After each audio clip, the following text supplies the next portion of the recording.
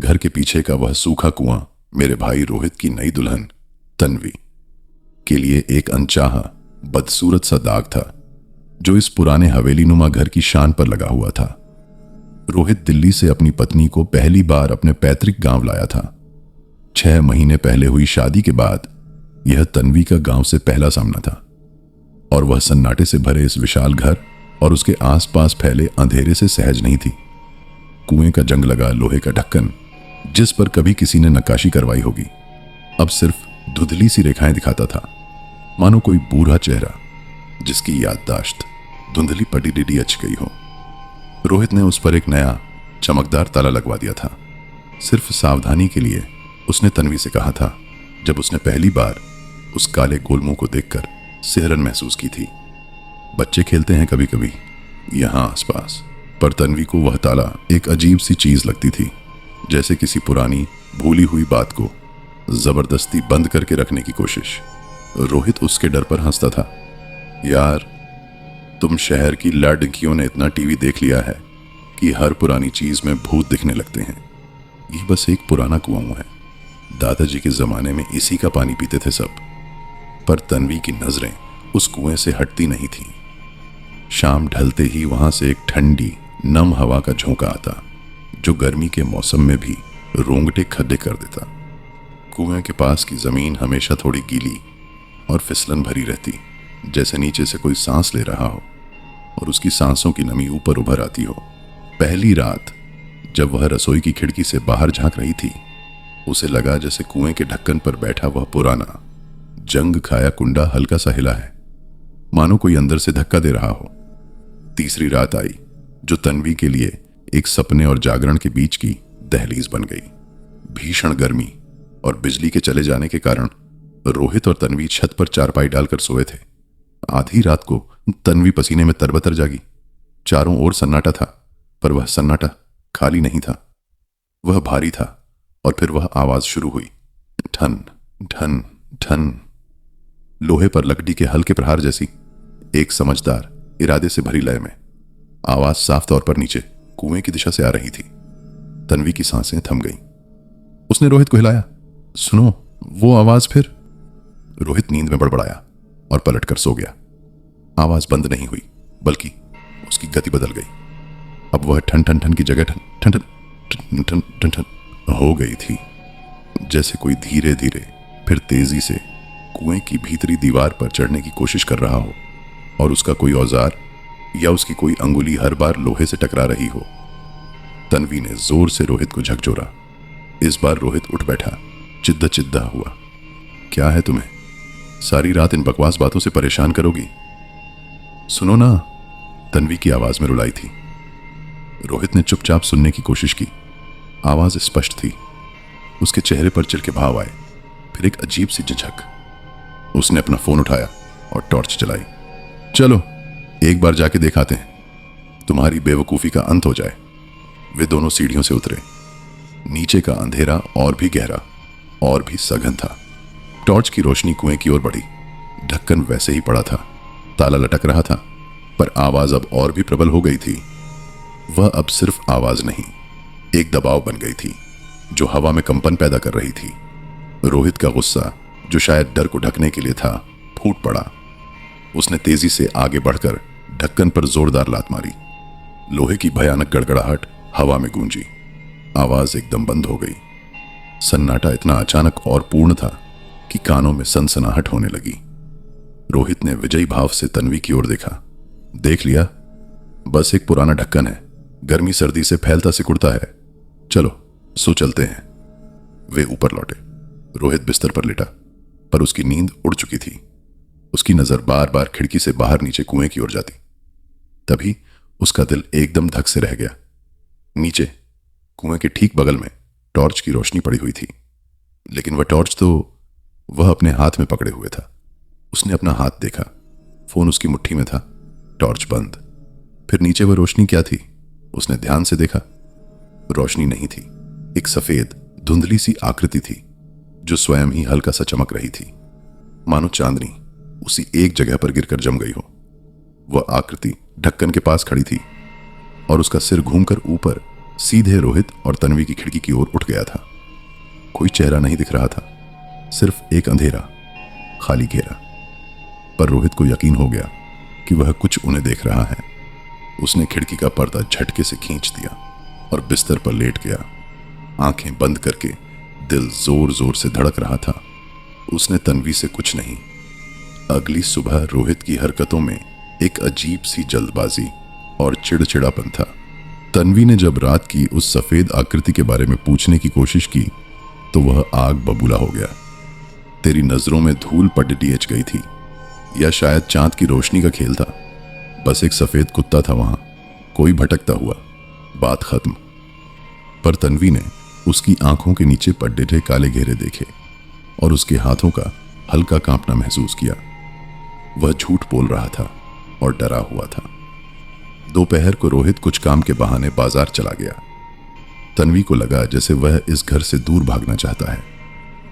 उसकी मुलाकात बरामदे में बैठी दादी से हुई, जो धूप में अपने बाल सुखा रही थी।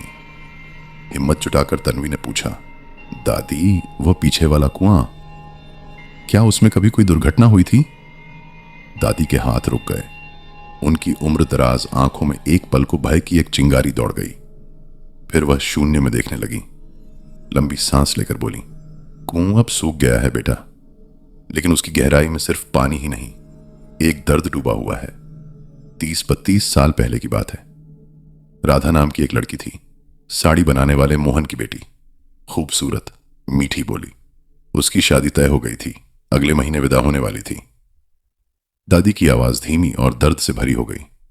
पर गांव के बड़े सेठ बलवंत सिंह का बेटा विक्रम, उसकी नजर राधा पर थी। उसने कई बार गलत प्रस्ताव रखे, राधा ने मना कर दिया। एक रात जब राधा का परिवार मेले गया हुआ था, विक्रम और उसके 2-3 दोस्तों ने उसके घर में घुसकर उसकी इज्जत लूट ली। तन्वी का मुंह सूख गया।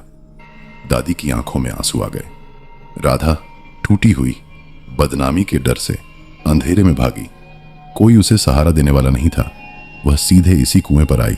लोगों ने कहा, उसने एक बार पीछे मुड़कर देखा, फिर बिना एक शब्द कहे कूद गई। उसकी चीख नहीं, बल्कि पानी में गिरने की भारी आवाज ने लोगों को बाहर खींचा। तन्वी ने पूछा, फिर विक्रम का क्या हुआ? दादी ने कड़वी मुस्कान दी, कुछ नहीं। सेठ बलवंत सिंह बड़े ताकतवर थे। कह दिया कि राधा पागल थी, उसे पहले से दिमागी बीमारी थी। पुलिस को पैसे से खरीद लिया। मामला दब गया। राधा के माँ बाप गांव छोड़कर चले गए। दुख की बात यह है, दादी ने सीधे तन्वी की आंखों में देखा, यह जमीन, यह घर, यह सब सेठ बलवंत सिंह की थी और इस घर को बनवाया था उनके छोटे भाई ने, तुम्हारे ससुर। राधा का घर तोड़कर उसकी जमीन हड़प कर यह कोठी खड़ी की गई। कुएं को सूखा बता दिया गया, पर बरसात में आज भी उसकी तली से पानी रिसता है। शायद आंसू। तन्वी को सब कुछ समझ में आ गया। ताला, रोहित का डर, वह आकृति, यह सिर्फ एक भूत की कहानी नहीं थी, यह एक जिंदा कब्र पर बने घर की कहानी थी। और अब उस कब्र से कुछ बाहर आ रहा था। आखिरी रात वह आई जब सब कुछ टूटकर बिखर गया। बिजली फिर गुल हुई। रोहित शाम से ही शराब पिए हुए था, मानो नशे में वह अपने भीतर के भय को डुबो देना चाहता हो।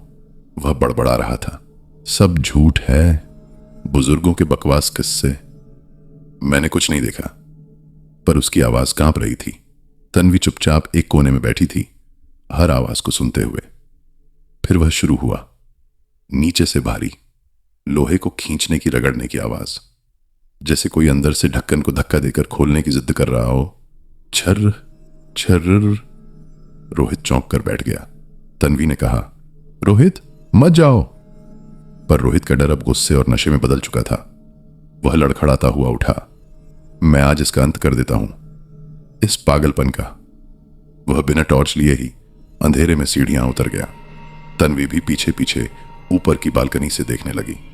रोहित कुएं के पास पहुंचा और चिल्लाया, दिखा दे अपने आप को, आजा सामने, तू क्या कर लेगी? उसने ढक्कन पर मुक्का मारा। उसी पल एक चीख निकली रोहित के मुंह से। वह अचानक जमीन पर गिर पड़ा, मानो उसके टखने को किसी बड़े, नम और मजबूत हाथ ने जकड़ लिया हो। छोड़ दो, हटा यहां से, वह चिल्लाया। पर वह खिंचाव बढ़ता गया। रोहित अपने ही घर के आंगन में पीछे की ओर सरकने लगा, उस कुएं की ओर। उसने ढक्कन का किनारा पकड़ने की कोशिश की, पर ढक्कन अब जोर जोर से हिल रहा था, जैसे नीचे से कोई ज्वालामुखी फूटने वाला हो। लोहे के उस मोटे ताले की कुंडी, जो किसी मजबूत औजार के बिना नहीं टूट सकती थी, एक तेज चटक की आवाज के साथ टूट गई, जैसे वह मक्खन की बनी हो। ढक्कन 1 इंच खुल गया, फिर 2। उस अंधेरे खुलने से एक सड़ांध और नमी की बू आने लगी। रोहित अब बिल्कुल बेबस था। वह जमीन से चिपक कर रोने लगा। मैं नहीं था, मैंने कुछ नहीं किया।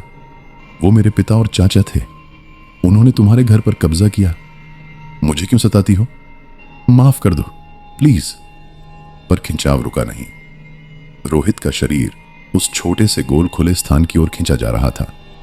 हड्डियों के टूटने, चटकने की भयानक आवाजें आईं। उसकी कंधे की हड्डी, पसलियां, कूल्हे सब उस संकीर्ण मुंह में से निकलने के लिए तोड़ी जा रही थीं। उसकी चीख एकदम बंद हो गई जब उसका सिर भीतर खींच गया। एक भारी गीला थप की आवाज आई, फिर सन्नाटा, पूरा सन्नाटा। ढक्कन धीरे धीरे अपने आप बंद हो गया, जैसे कोई दरवाजा बंद कर रहा हो। अगली सुबह तन्वी ने रोहित को कुएं के पास पड़ा पाया। उसका शरीर एक असंभव भयानक आकृति में मुड़ा हुआ था, जैसे किसी ने उसे हर जोड़ से तोड़कर गीले कपड़े की तरह निचोड़ दिया हो। उसकी आंखें और मुंह खुले थे। उनमें एक ऐसा भय था जो मौत से भी ज्यादा गहरा लगता था। कुएं का ढक्कन बंद था, टूटा हुआ ताला उसके पास ही पड़ा था। गांव वालों ने कहा, शराब के नशे में कुएं पर गिर गया होंगे, दुर्घटना है। किसी ने कुछ नहीं कहा, कोई जांच नहीं हुई। पर तन्वी जानती थी सच। राधा ने सिर्फ अपने घर वापस नहीं लिया था, उसने अपनी जमीन से, अपनी कब्र से उस परिवार के पुरुष वारिस को वापस खींच लिया था, जैसे उसने राधा को उस रात खींचा था। और अब यह घर फिर से राधा का हो गया था। छत से देखते हुए तन्वी को लगा जैसे कुएं के ढक्कन से एक हल्की सी भाप उठ रही है, गर्मी में भी एक ठंडी सांस की तरह। वह जानती थी कि राधा अभी भी वहीं है, अंदर है, और वह इंतजार कर रही है अगले मेहमान का, जो इस जमीन पर अपना हक जताने आए।